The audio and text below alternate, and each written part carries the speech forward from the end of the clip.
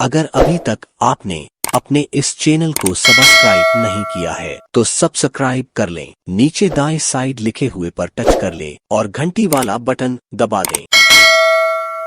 अल्लाह ने अपनी पाकीजा किताब कुरान शरीफ को शिफा कहा और लोगों ने उसको ताबीज बना बना कर गले में लटका लिया। अल्लाह ने इसी कुरान शरीफ में शहद को भी शिफा कहा, मगर लोगों ने उसको गले में नहीं लटकाया, क्योंकि उनको पता है कि शहद लटकाने से नहीं बल्कि शहद खाने से शिफा होगी, इसलिए वह शहद को खाते हैं। बिल्कुल इसी तरह कुरान शरीफ को गले में लटकाने से नहीं बल्कि उसको पढ़ने और अपने दिल में बसाने से शिफा होगी, उसकी तिलावत से शिफा होगी। मुझे उम्मीद है कि बात समझ में आ गई होगी।